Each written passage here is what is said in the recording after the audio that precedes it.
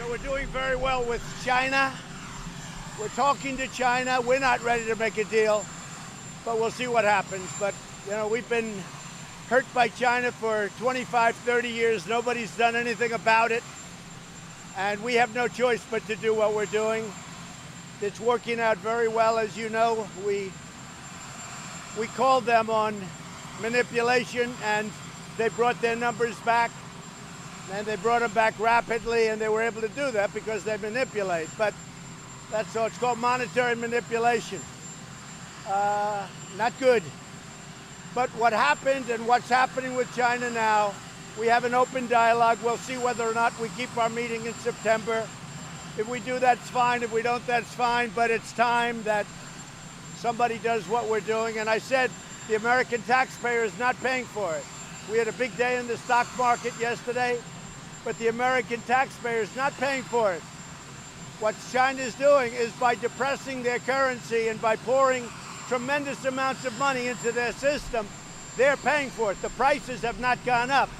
So when in fact, in some cases, they've gone down because the devaluation plus the money supply, the amount of money that they pour in, which is a form of manipulation, has more than compensated for an increase in price. So as I said, and everybody questioned it, in the case of China, the tariffs have been amazing. We're taking in billions and billions of dollars. Now, China's had their worst year in 35 years now. It was in 26 years, but now it's in 35 years. I want them to do well, but as of this moment, they're having the worst year that they've had in many, many years, in decades. And really, we're just bringing the system back into order. We have all the cards. We're doing well. Our country is doing fantastically well. You look at Europe, they've got problems. In fact, the biggest problem we have is the fact that a lot of other continents, frankly, but a lot of other countries are not doing well. But we're doing great, and we continue to do great. Our companies are poised. They have a lot of cash. Our system is beautiful.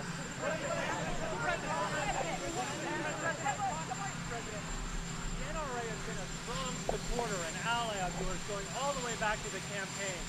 Can you think of a recent odds with the NRA? I think I could, but I don't think I'll be there.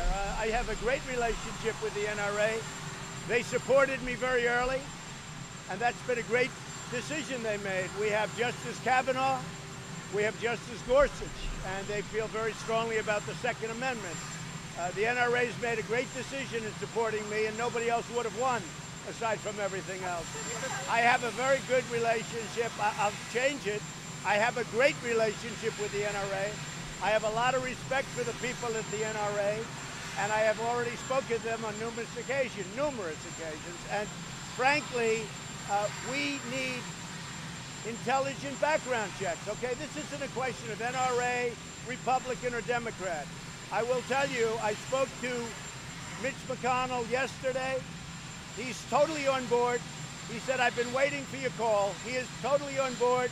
I spoke to senators that in some cases, friends of mine, but pretty hardline senators, hardline, and when I say that in a positive way, hardline on the Second Amendment. And they understand we don't want insane people, mentally ill people, bad people, dangerous people. We don't want guns in the hands of the wrong people. I think that the Republicans are going to be great and lead the charge along with the Democrats. I spoke yesterday to Nancy Pelosi. We had a great talk. I spoke to Chuck Schumer. We had a great talk. And Chuck Schumer in particular loves my China policy, as you probably know. I said, I can't believe it. You actually like something that I'm doing. He said, not like, love. So Chuck Schumer he's great on the China situation, which we are winning, and winning big. And China wants to do something, but I'm not ready to do anything yet. 25 years of abuse, I'm not ready so fast. So we'll see how that works out. But on can the Trump administration devalue the U.S. dollar?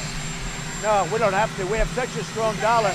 The problem is our dollar's at a level that it makes it hard, but the advantage to doing what we have is money is pouring in because we have the safest currency in the world. We have the standard of the world. But because it's so strong, it's gotten so strong because other countries have problems, it makes it harder for our manufacturers. So if we lowered the interest rate by the Federal Reserve, that would automatically bring down the dollar a little bit, and it would make it easier for Caterpillar and these companies. But we have the greatest currency in the world. No, I wouldn't do that. What about Huawei? Are you thinking of canceling the trade talks next month with China? So China wants to settle this deal. They've had the worst year that they've had in many, many decades. And it's getting only worse. Thousands of companies are leaving China. They would like to make a deal. I'm not ready to make a deal. But are you willing to cancel the talks next month? Maybe. We'll see what happens. Right now, the talks are scheduled in September. Whether or not we're talking about China, whether or not they're canceled, we'll see. Look, as I said, our people are not paying for these billions and billions of dollars that came in. 16 billion of which I gave to the farmers because they were targeted by China. And that's just a small fraction of what we've taken in. So they are not, because what China's been doing is they're a currency manipulator. They've manipulated the value of their currency, and that's where the money comes. And also, they put tremendous money into the system. So if you look, prices have not risen. Our people have not paid. So all of these guys that say, oh, Trump, Trump, Trump, they don't know what they're talking about. Now, China's unique. That doesn't mean it happens with other countries. It probably doesn't. But the prices have not gone up. In fact, we have virtually no inflation in our country. If the Federal Reserve would bring down interest rates over a period of time, I would love to see a point or even a little bit more than that. If they would stop quantitative tightening, we have a rocket ship.